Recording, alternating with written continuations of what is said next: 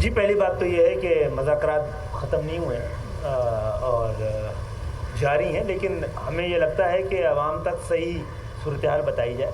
ہم آپ کے بھی ہاتھ نہیں آئے، ان کے بھی ہاتھ نہیں آئے، تو بات چیت جاری ہے.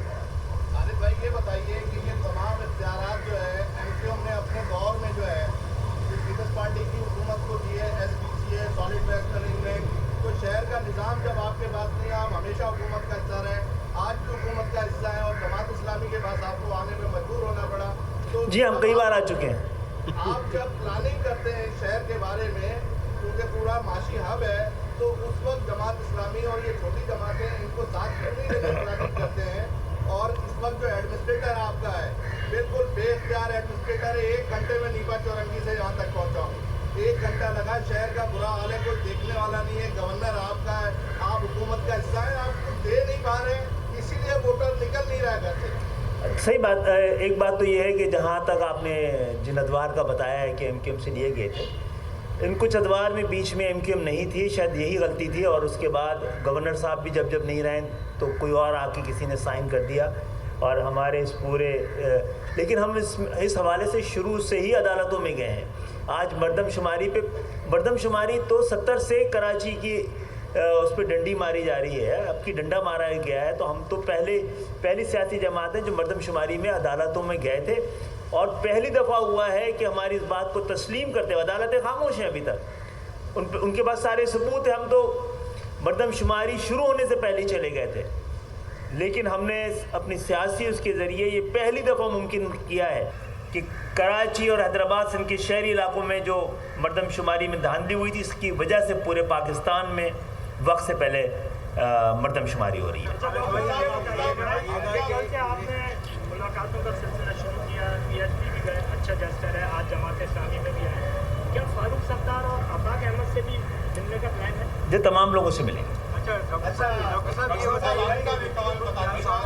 کی خبریں آ رہی ہیں کہ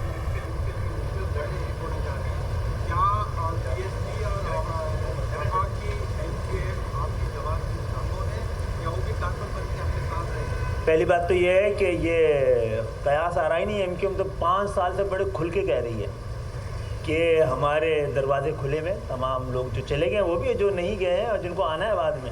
حالات ایسے تو ہو رہے ہیں، ہم کبھی دعوت دینے یہاں بھی آئیں گے، تو تمام لوگ آئیں. اب فیصلہ سب کو دوسروں کو کرنا ہے، جن کو آنا ہے نا ان کو فیصلہ کرنا ہے کب آ رہے ہیں. ہو سکتا ہے کہ حالات کی سنگینی کے بعد بہت سے لوگوں نے، افراد نے، جماعتوں نے اس پہ غور و خوض کرنا شروع کیا ہو، اپنے لوگوں سے بات کرنی شروع کی ہو، جس کی آوازیں اور بات گشت باہر آ رہی ہیں اور موضوع بحث بن رہی ہیں. ہمیں تو آپ کو بتانا ہے کہ ہماری پیشکش موجود ہے، باقی فیصلہ دوسروں کو کرنا ہے. جی ایک پہلے مسلم لیگ نون کی قیادت آپ سے ملاقات کر رہی ہے یا نہیں؟ دوسرا یہ کہ آپ کے مطالبات منظور نہیں ہوتے تو آپ پی ٹی ایم سے باہر نکلیں گے؟ پی ٹی ایم میں ہم ہیں نہیں، پی ٹی ایم میں ہم ہیں نہیں، حکومت سے نکلنا ہے. مسئلہ یہ ہے کہ ہمیں بھی دیکھنا ہے کہ یہ صوبائی حکومت کا معاملہ ہے اور ہم نقصان پہنچانے کی صرف پوزیشن میں ہے وفاقی حکومت کو، تو ہمیں بڑا اندازہ یہ بتا دیں کراچی کے لیے کبھی نظر سے آپ کی جدوجہد کر رہے ہیں اور ایم کیو ایم کی کراچی کی حکومت کے لیے باہر نکل آئی ہے. ایم کیو ایم اپنا ایک پیغام آپ کے پاس لے کے آئی ہے، تو کیا آپ ایم کیو ایم کی جدوجہد میں ایم کیو ایم کا ساتھ دیں گے؟ جماعت اسلامی نے حق دو کراچی کو تحریک شروع کی ہوئی ہے کئی برس سے، اور ہم بغیر کسی حکومت، بغیر کسی اختیار کے بہت مؤثر طریقے سے اپنا پیغام نشر کر رہے ہیں. ہمیں اختیار اور حکومت کی اس طرح کی ضرورت محسوس نہیں ہوئی جب تک کہ ہم مینڈیٹ لے کر نہ آئیں. تو ہم نے اس پیغام کو نشر کیا ہے، احتجاج کیا ہے، عدالتوں میں گئے ہیں، نیپرا میں جاتے ہیں. اب دیکھیں نا کہ الیکٹرک کا معاملہ ہے، اکیلے ہی لڑ رہے ہیں نا. ہم کوٹا سسٹم میں غیر معینہ مدت کے لیے اضافہ ہوا تو ہم نہیں مخالفت کی ہے نا. ماضی میں کچھ بھی ہوتا ہو، ایم کیو ایم کی طرف سے کوٹا سسٹم پہ ایک بہت مضبوط آواز تھی، لیکن اب تو اسی کابینہ نے منظوری دی جس میں ہمارے ایم کیو ایم کے دوست موجود تھے. تو ہم ہی لڑ رہے ہیں نا. ہم ہی مردم شماری پر جتنی احتجاج ہو سکتے ہیں، جتنی بینرنگ ہو سکتی ہے، جتنے دھرنے ہو سکتے ہیں وہ کر رہے ہیں. تو ہم یہ سمجھتے ہیں کہ ہمارا عوام کے ساتھ ایک بہت اچھا رشتہ موجود ہے، اور ہم اس سلسلے میں کل سی ایم ہاؤس پہ دھرنا بھی دے رہے ہیں. یہ بھی ہمارا آئینی جمہوری حق ہے، پرامن طریقے سے ہم دھرنا دیں.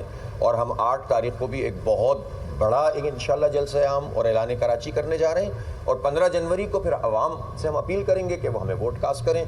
तो इसलिए मेरा ख्याल है कि जमात इस्लामी तो बहुत वाज़े तौर पर अपनी हिकमत अमली लेकर चल रही है। ये बड़ा आम बात की है इन्होंने कोटा सिस्टम के हवाले से भी। हमारी तो बुनियाद ही आगाज़ ही कोटा सिस्टम था। अब हमारी आवाज़ कोटा सिस्टम ख़त्म करने के लिए भी है, एक शर्त के साथ।